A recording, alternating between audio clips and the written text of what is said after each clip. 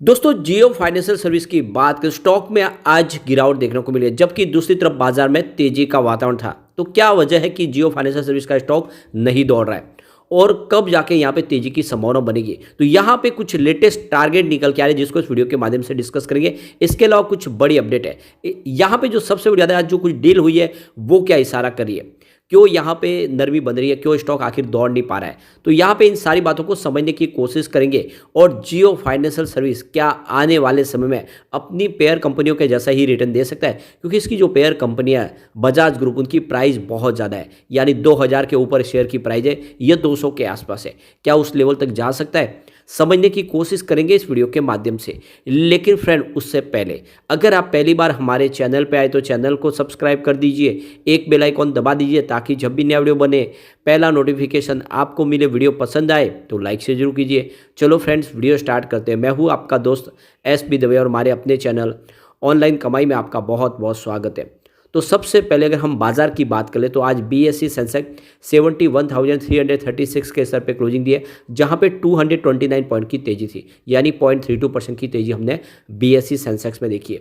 और अगर हम बात करें BSE फाइनेंशियल सर्विस की तो वहां पर भी काफ़ी अच्छी तेजी थी, 10,335 के स्तर पे 0.24% की तेजी थी। तो BSE फाइनेंशियल सेक्टर में भी तेजी थी, लेकिन जियो फाइनेंशियल में गिरावट देखने को मिली। तो देख सकते हो कि स्टॉक की शुरुआत 237 पर हुई, पॉजिटिव शुरुआत हुई, क्लोजिंग थी फ्राइडे की 236 के आसपास। इंट्राडे में 238 का हाई भी बना, लेकिन जो लो है वो 233 का है।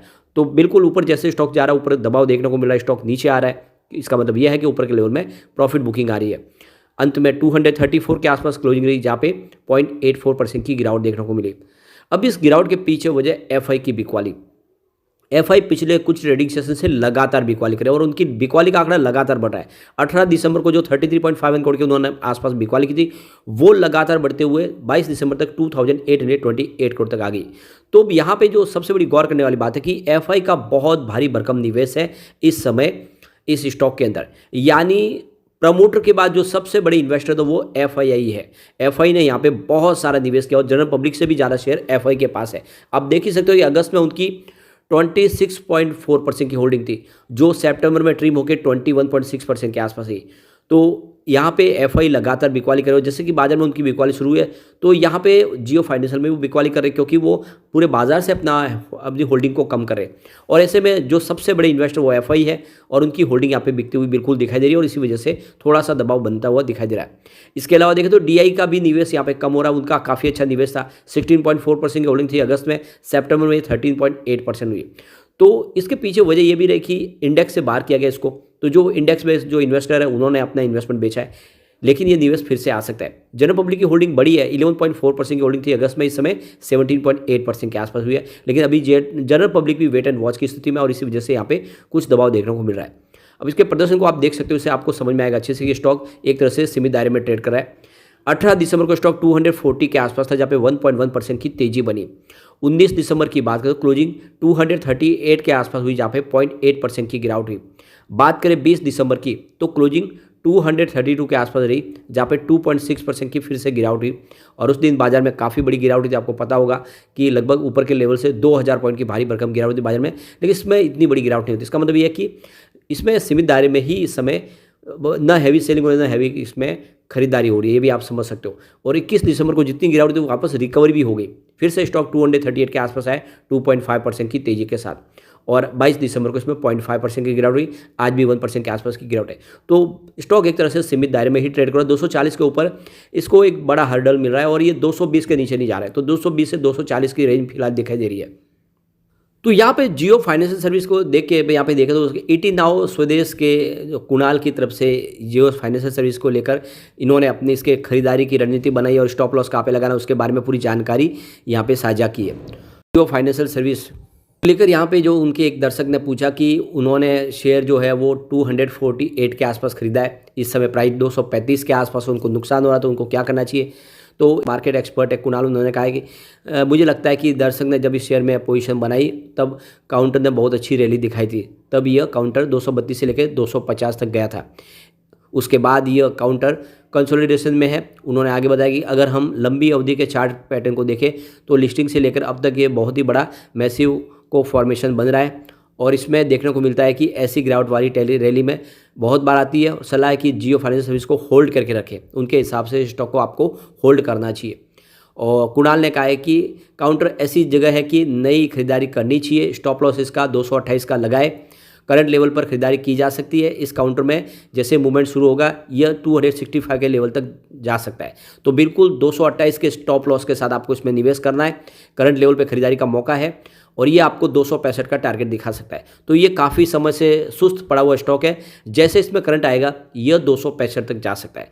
अब 2-3 ट्रिगर इसको मिलने वाले हैं। आप देख सकते हो कि अगले महीने से यानी जनवरी के पहले सप्ताह में ही जियो फाइनेंशियल सर्विस AMFI यानी association of mutual fund India की जो लिस्ट है उसमें शामिल हो सकता है और ये इसको ट्रिगर मिलेगा। आप समझे, वैसे लिस्ट की शुरुआत तो फरवरी से होगी, इसका इंडेक्स का हिस्सा बनेगा और निवेश भी फरवरी से आना शुरू होगा, लेकिन एक माहौल पॉजिटिव बन जाएगा कि ये लार्ज कैप में एंट्री हो गई, कि ये कंपनी अब लार्ज कैप बन गई है। वैसे एक सेंटीमेंट सुधर जाएगा और फरवरी से इसमें निवेश आना शुरू होगा। जो निवेशक, जो बड़े फंड हाउस जो लार्ज कैप में निवेश करते हैं उनका निवेश आएगा, तो बिल्कुल ये स्टॉक दौड़ेगा। और इसीलिए इससे पहले आप देखें तो फरवरी के पहले एंट्री का ये अच्छा मौका है जब आपको कम प्राइस में स्टॉक मिल सकता है।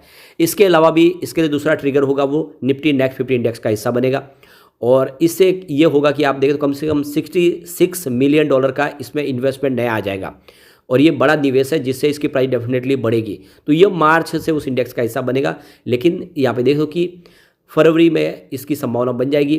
तो इसीलिए अगर आप देखें तो ये निवेश का तो सही मौका है कि आने वाले समय इसको बहुत सारे ट्रिगर एक साथ मिलने वाले हैं और ऐसे में इसकी प्राइस डेफिनेटली बढ़ेगी और आपको ये अच्छा रिटर्न दे सकता है। अब यहाँ पे एक बार हम इसके कुछ डील हुई है उन डील को डिस्कस करते हैं। तो वैसे डील काफ़ी हुई, लेकिन कुछ बड़ी डील जो लाख रुपए से ऊपर हुई है उनको एक बार देख लेते हैं।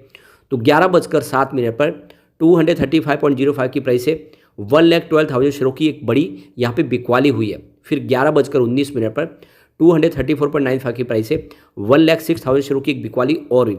फिर 12:47 पर 234.55 की प्राइस से 7,27,000 की एक बड़ी बिकवाली हुई, यानी किसी बड़े फंड हाउस ने यहाँ पे बिकवाली की। वो FI भी हो सकते हैं या DI, पर मेरे हिसाब से FI जिस बाजार में बिकवाली करी ये FI की बिकवाली हो सकती है और इस वजह से थोड़ा सा यहाँ पे माहौल आपको गिरावट का दिखाई देगा, लेकिन डरने की कोई बात नहीं। ये स्टॉक में इस समय खरीदारी का सबसे सुनहरा मौका है, निवेश करें, आने वाले समय ये आपको स्टॉक मालामाल कर देगा।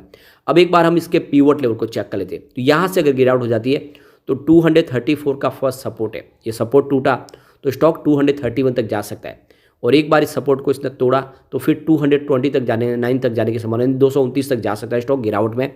लेकिन अच्छी बात है कि अभी भी 230 के ऊपर आपको स्टॉक दिखाई देगा और यहाँ से तो फिर बाउंस बैक की संभावना बनी हुई है। पॉजिटिव माहौल बना तो 239 का फर्स्ट रेजिस्टेंस है, इसको पार कर ले तो फिर आपको 242 तक स्टॉक जाता हुआ दिखाई देगा और एक बार 242 को पार कर जाएगा तो फिर 244 भी हो सकता है। तो बिल्कुल लॉन्ग टर्म इन्वेस्टर के लिए अच्छा मौका है, जियो फाइनेंशियल सर्विस में निवेश करें।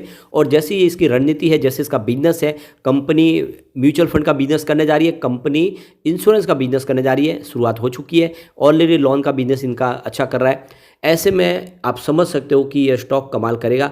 अगर आप लॉन्ग टर्म इन्वेस्टर तो निवेश करें, आने वाले 5 से 10 सालों में ये भी 2000 का टारगेट दिखा सकता है। तो निवेश का ये सही मौका है, इन्वेस्टमेंट आपको करना चाहिए। लेकिन फ्रेंड, कोई भी इन्वेस्टमेंट करने से पहले अपने फाइनेंशियल एडवाइजर वाले ले ले या अपना खुद का रिसर्च करें, क्योंकि मैंने वीडियो आपके एजुकेशनल पर्पज़ के लिए ही बनाया। वीडियो पसंद आए तो लाइक से जो कीजिए और चैनल को सब्सक्राइब कर दीजिए। Thank you friend.